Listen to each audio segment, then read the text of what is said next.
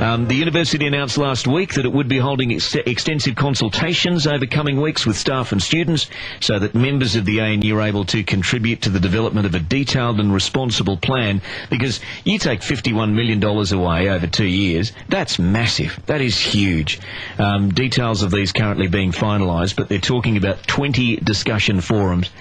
We have Vice-Chancellor Ian Young from the Australian National University on the line right now. Hello, Ian. Good morning, Mark. It's going to be a tough process, isn't it? Oh, yes, but as you said there in the introduction, we're committed to talking widely to our staff and students, and we think it's very important that they be involved in the process and they take ownership of it, and that we can get a whole range of really good suggestions from our staff and students about what's the best way to address the challenge that we've got. Is there a freeze on all new recruitment for non-academic administrative staff? Well, what we've said is we think that whilst we actually move through that process of talking to people and determining how we go forward, it's a prudent, sensible thing to say, well, look, let's just pause on new appointments of administrative staff. But what we're doing is we're exempting from that positions which we believe are essential. So frontline positions which are involved in interacting with students, frontline positions which are supporting our research activity, those can go ahead. But we think it's just a sensible, prudent thing to do, to have a pause while we actually work out what will be the bigger picture and the strategic way that we can address these issues.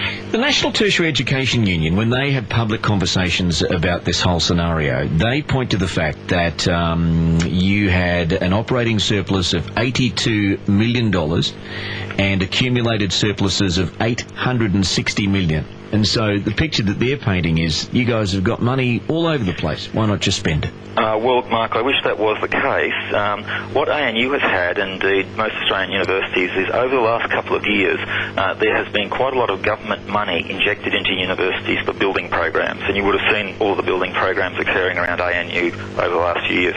So what that means is you're seeing a one-off increase in the surplus to both ANU and other universities as a result of those capital injections. That's now gone. Those monies have been spent on those building programs. For 2013, that is this year, ANU has a completely balanced budget, zero surplus. And so what that means is now with a significant reduction for future years, we need to look at just how we address that. So we can't just absorb that because there is no fat there essentially in terms of a surplus to soak that up. You've been criticised by a lot of people for cuts that you've made to various programs at the ANU, but I think that there's a few more who are coming around to the fact that these are tough times coming up and that we need someone who can be tough at the top. Is that a fair assessment of what's going on here? Well, look, I've been saying for a couple of years now that it's really important for ANU to have a stable financial situation so that we can do the good things we've got to do. We want to invest, and we've been doing that over the last couple of years. We've been investing in really exciting new education programs, and our students will see that next year. We've been investing in research excellence, which is critically important for ANU.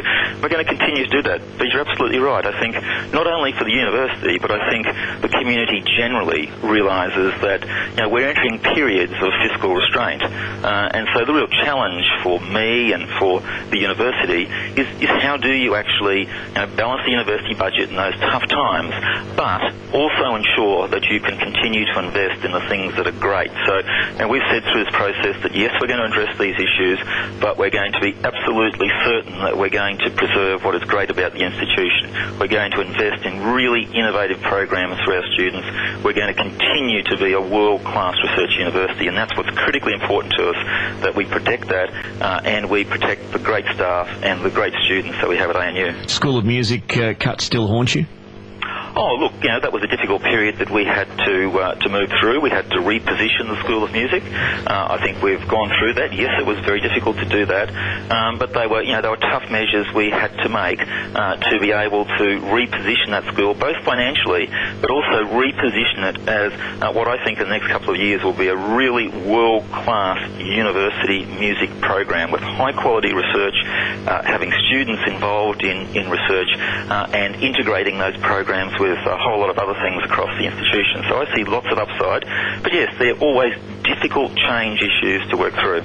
Ian, thanks for your time this morning. It was a pleasure. Thank you, Mark.